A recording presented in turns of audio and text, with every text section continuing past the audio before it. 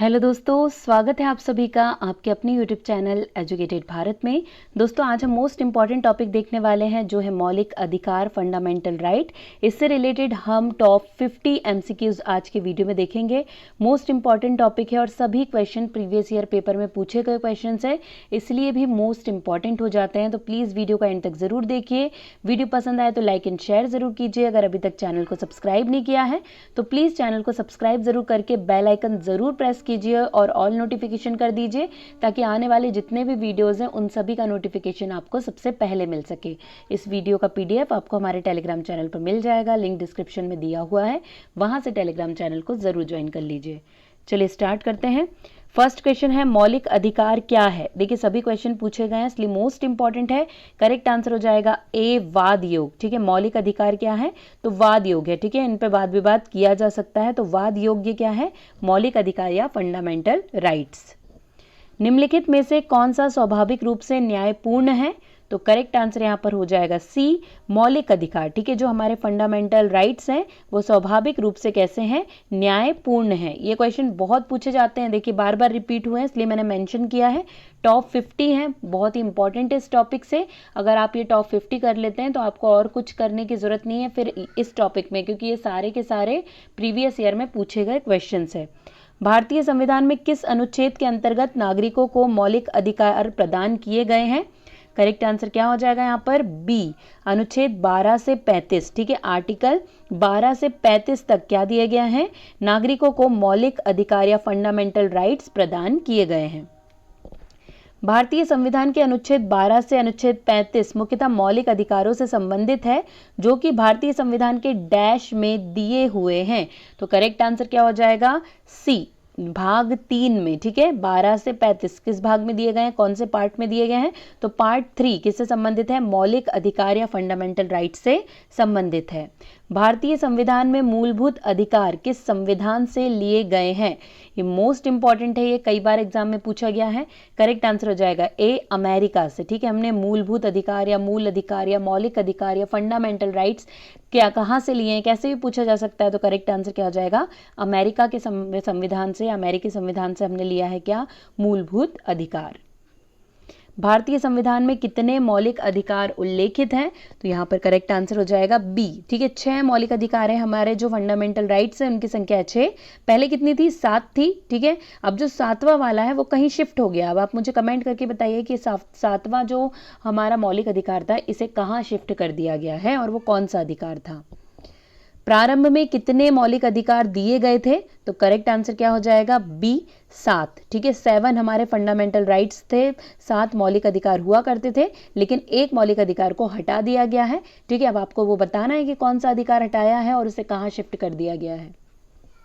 भारतीय संविधान के भाग 3 में दिए गए मौलिक अधिकारों के विषय में एक महत्वपूर्ण तथ्य यह है कि डी, वे संसद तथा राज्य व्यवस्थापिका की सामान्य विधायिनी शक्ति से ऊपर है। ठीक है, वे संसद और राज्य जो व्यवस्थापिका है उसकी सामान्य विधायिनी शक्ति से ऊपर है। क्या, हमारे मौलिक अधिकार, हमारे फंडामेंटल राइट्स। भारतीय संविधान के भाग 3 में दिए गए मूल अधिकारों के विषय में एक महत्वपूर्ण तथ्य ये है कि, तो क्या महत्वपूर्ण तथ्य है, ये है कि ए, संसद उनमें सामान्यता संशोधन नहीं कर सकती। ठीक है, मोस्ट इंपॉर्टेंट पॉइंट है। देखिए बहुत पूछा जाता है कि भाग 3 में मूल अधिकार को एक महत्वपूर्ण तथ्य कौन सा है तो वो ये है कि संसद उसमें कोई भी संशोधन नहीं कर सकती, वो जैसे हैं वैसे के वैसे 6 रहेंगे। भारत का संविधान निम्न संरक्षण नहीं देता तो करेक्ट आंसर हो जाएगा सी, संपत्ति के अर्जन, उसे बनाए रखने, उसके अपवहन का अधिकार नहीं देता है भारतीय संविधान। ठीक है, आपको याद रखना है, मोस्ट इंपॉर्टेंट। सही उत्तर इंगित कीजिए। संविधान के अनुच्छेद 12 में दी गई राज्य पद की परिभाषा निम्नलिखित के संदर्भ में सुसंगत है तो करेक्ट आंसर यहां पर इसका हो जाएगा दोस्तों बी, संविधान के केवल भाग 3 एवं 4 में। ठीक है, जो राज्य पद की परिभाषा है वो किसके लिए, संविधान के केवल भाग 3 और 4 के लिए सुटेबल है। मूल अधिकारों के प्रवर्तन के प्रयोजनार्थ निम्नलिखित में से कौन संविधान के अनुच्छेद 12 के अनुसार राज्य की परिभाषा में सम्मिलित माना जाता है तो करेक्ट आंसर होगा ए, भारतीय जीवन बीमा निगम। ठीक है, आपको याद रखना है जो LIC है भारतीय जीवन बीमा निगम वो सम्मिलित माना जाता है। निम्नलिखित में से कौन संविधान के अनुच्छेद 12 की परिभाषा के अधीन राज्य है? तो करेक्ट आंसर यहां पर हो जाएगा ए, नेशनल बुक ट्रस्ट। ठीक है, जो नेशनल बुक ट्रस्ट है वो अनुच्छेद 12 की परिभाषा के अधीन राज्य है। नेक्स्ट, निम्नलिखित में से कौन संविधान के अनुच्छेद 12 के अंतर्गत राज्य है? तो करेक्ट आंसर होगा यहाँ पर डी, दिल्ली स्टॉक एक्सचेंज। ठीक है, डी हो जाएगा, दिल्ली स्टॉक एक्सचेंज अनुच्छेद 12 के अंतर्गत राज्य है। मूल अधिकारों के प्रयोजन के लिए शब्द राज्य में सम्मिलित नहीं है, तो यहां पर इसका करेक्ट आंसर होगा D, institute of constitutional and parliamentary studies, संवैधानिक एवं संसदीय विषयों का अध्ययन संस्थान, ये जो है ये राज्य में सम्मिलित नहीं होगा। निम्नलिखित में से कौन संविधान की धारा 12 के अंतर्गत राज्य की परिधि में नहीं आता? देखिए कितने सारे पूछे गए हैं, तो करेक्ट आंसर होगा डी, एक भगवान की मूर्ति। ठीक है, भगवान की मूर्ति जो है वो धारा 12 के अंतर्गत राज्य के परिधि में नहीं आती है। निम्नलिखित में से कौन सा भारतीय संविधान के अनुच्छेद 12 के अंतर्गत राज्य नहीं है?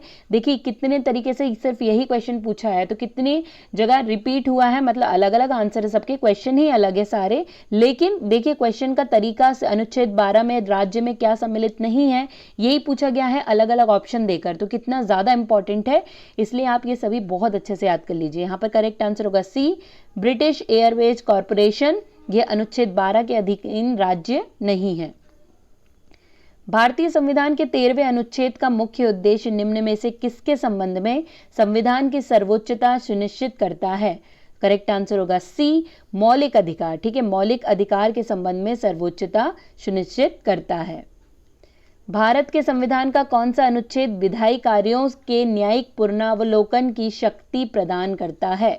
तो करेक्ट आंसर हो जाएगा ए, अनुच्छेद 13। ठीक है, जो आर्टिकल 13 है वो ये शक्ति प्रदान करता है। मूल अधिकारों से असंगत और उनकी अल्पीकरण करने वाली विधियों को किस अनुच्छेद के अंतर्गत शून्य घोषित किया जाता है? तो करेक्ट आंसर यहाँ पर हो जाएगा बी, अनुच्छेद 13। ठीक है, देखिए मोस्ट इंपॉर्टेंट आर्टिकल है 13, जिसके बारे में बहुत सारे क्वेश्चन बनते हैं, तो ये आर्टिकल को आप बिल्कुल कंप्लीट पढ़ लीजिएगा और जितने भी इसके एमसीक्यूज हैं वो सभी लगाइए क्योंकि मोस्ट इंपॉर्टेंट है। सर्वोच्च न्यायालय द्वारा गोलकनाथ विवाद में मूल अधिकारों के संबंध में संसद द्वारा संशोधन की शक्ति संबंधित निर्णय संविधान की जिस धारा पर केंद्रित है वहां है, तो करेक्ट आंसर होगा बी, अनुच्छेद 13। देखिए आर्टिकल 13 कितना इंपॉर्टेंट है, इससे रिलेटेड बहुत सारे क्वेश्चन बने हैं और ये मोस्ट इंपॉर्टेंट है। निम्नलिखित में से किस वाद में उच्चतम न्यायालय ने यह व्यवस्था दी थी कि संवैधानिक संशोधन भी भारत के संविधान के अनुच्छेद 13 के अधीन विधि है जिन्हें मूल अधिकारों से असंगत होने पर शून्य किया जा सकता है? ठीक है, तो करेक्ट आंसर यहाँ पर क्या हो जाएगा इसका? बी, गोलकनाथ। ठीक है, वाद, कौन सा वाद पूछा है यहाँ पर, तो कौन से वाद में बोला गया है? तो गोलकनाथ वाद में ये बोला गया है। निम्नलिखित में से किसे द्वितीय पीढ़ी का मानव अधिकार समझा जाता है? करेक्ट आंसर होगा डी, समता का अधिकार, जिसे द्वितीय पीढ़ी का मानव अधिकार माना जाता है। मोस्ट इंपॉर्टेंट है, देखिए सारे क्वेश्चन मोस्ट इंपॉर्टेंट है, आपको याद रखने हैं। भारतीय संविधान में समानता का अधिकार 5 अनुच्छेदों द्वारा प्रदान किया गया है। ये है कौन से 5 अनुच्छेद में समता या समानता का अधिकार है? तो करेक्ट आंसर हो जाएगा सी, अनुच्छेद 14 से लेकर 18। ठीक है, आर्टिकल 14 से लेकर 18 तक समता या समानता का अधिकार दिया गया है। भारतीय संविधान में जैसा निहित है निम्न में से कौन सा समानता के मौलिक अधिकार में सम्मिलित नहीं है? तो यहाँ पर करेक्ट आंसर इसका हो जाएगा डी, आर्थिक समानता। ठीक है, बाकी सारी समानता, लेकिन आर्थिक समानता सम्मिलित नहीं है। भारतीय संविधान के किस मौलिक अधिकार में कहा गया है कि सभी लोगों को देश का कानून बराबर सुरक्षा प्रदान करेगा? तो यहाँ पर करेक्ट आंसर होगा ए, समानता के अधिकार में ये बात बोली गई है कि सभी लोगों को देश का कानून बराबर सुरक्षा प्रदान करेगा। विधि के शासन का सार तत्व भारतीय संविधान में प्रदत्त निम्नलिखित मौलिक अधिकारों में से एक में पाया जाता है? तो करेक्ट आंसर होगा किसमें? डी, समानता के अधिकार में। ठीक है, विधि के शासन के बारे में किस अधिकार में पाया जाता है? तो समानता के अधिकार। विधि का शासन जिस प्रकार की समानता को प्रतिस्थापित करता है वह है? करेक्ट आंसर होगा बी, प्रक्रियात्मक। ठीक है, किस प्रकार की? तो प्रक्रियात्मक टाइप की समानता को प्रतिस्थापित करता है विधि का शासन। भारतीय संविधान का निम्नलिखित में से कौन सा अनुच्छेद विधि के समक्ष समता के अधिकार से संबंधित है?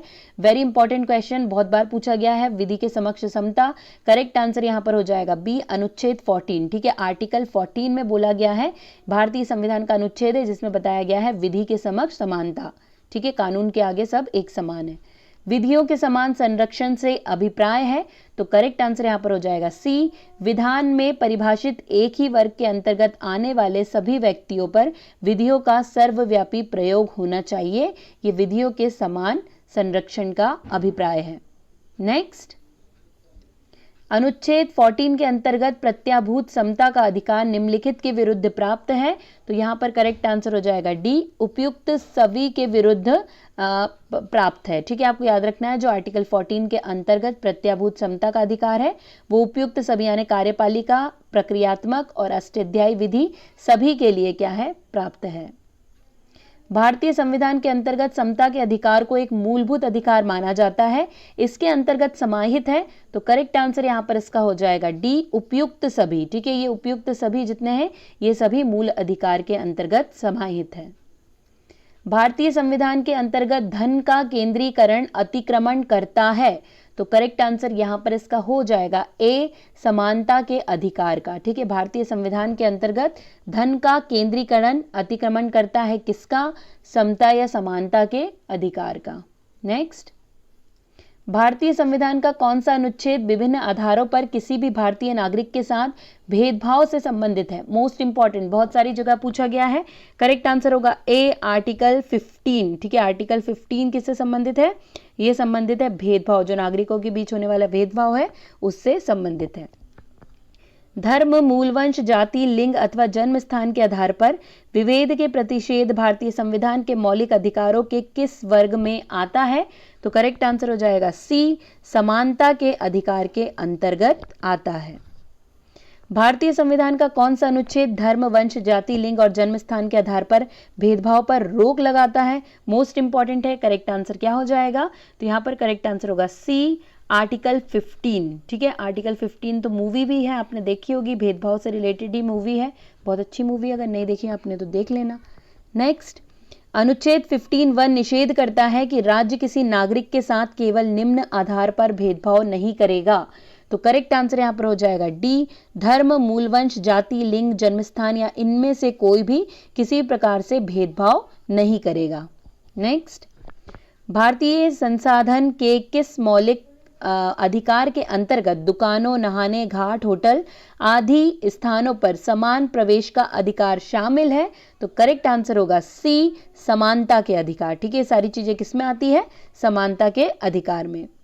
नेक्स्ट, भारतीय संविधान का अनुच्छेद 15 निम्न में से किसी एक के लिए उपबंध करने की अनुमति राज्य को नहीं देता, वहां है?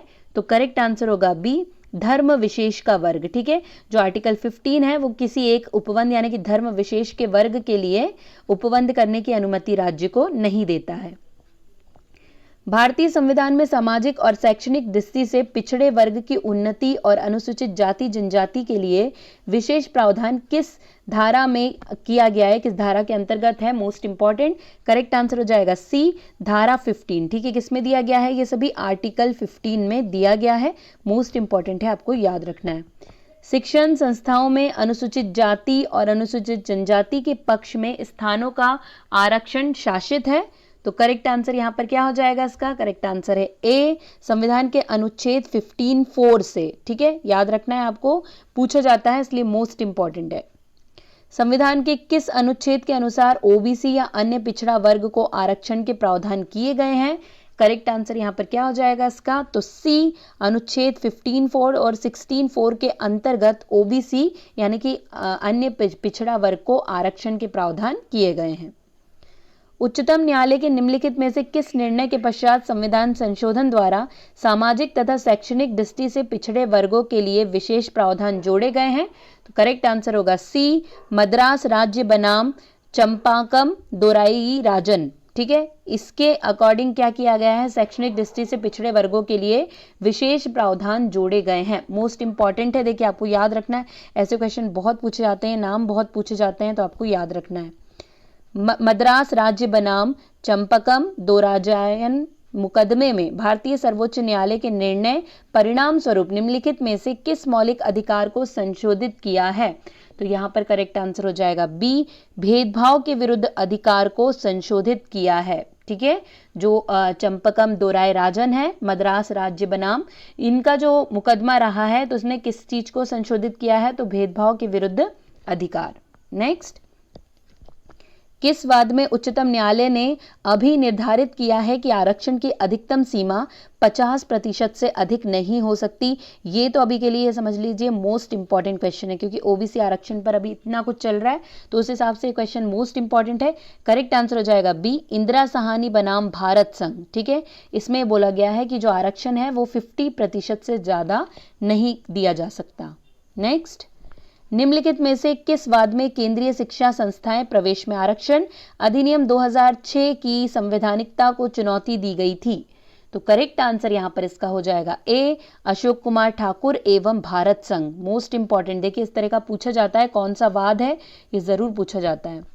सामाजिक न्याय का तात्पर्य है कि, करेक्ट आंसर हो जाएगा डी, सभी प्रकार की विषमताएं यथा जाति, रंग, व्यवसाय, लिंग आदि पर आधारित सुविधाएं समाप्त कर दी जाएं। ये कहलाता है सामाजिक न्याय। नेक्स्ट, समाज में समानता के होने का निहितार्थ यह है कि उसमें, तो करेक्ट आंसर यहां पर इसका हो जाएगा ए, विशेष अधिकारों का अभाव होता है। ठीक है, समानता तब आएगी जब किसी को भी विशेष अधिकार प्राप्त नहीं होंगे। निम्न में से कौन सही है? तो करेक्ट आंसर होगा सी, सामाजिक समानता संविधान में प्रत्याभूत है। ठीक है, सामाजिक समानता संविधान में प्रत्याभूत है, ये पॉइंट सही है। अब बारी है लास्ट क्वेश्चन की। भारत में मौलिक अधिकारों के संबंध में निम्न पर विचार कीजिए। करेक्ट आंसर हो जाएगा सी, ए और बी दोनों। यह राज्यकृत के विरुद्ध एक गारंटी है या संविधान के भाग 3 में सूचित है? ये दोनों ही बिल्कुल करेक्ट है, तो करेक्ट आंसर हो जाएगा सी। यहीं पर हमारे सारे क्वेश्चन कंप्लीट हो गए हैं जो मोस्ट इंपॉर्टेंट थे, बार बार एग्जाम में पूछे गए हैं। अगर वीडियो पसंद आया है तो लाइक जरूर कीजिएगा, इसे शेयर कर दीजिएगा। अगर आप शेयर करेंगे तो दूसरों तक पहुंचेगा, उन्हें भी इससे फायदा मिलेगा दोस्तों, इसलिए प्लीज शेयर जरूर कर दीजिए। आज के लिए बस इतना ही। अब आपसे मुलाकात होगी एक नए वीडियो के साथ। तब तक के लिए पढ़ते रहिए, आगे बढ़ते रहिए। जय हिंद, जय भारत।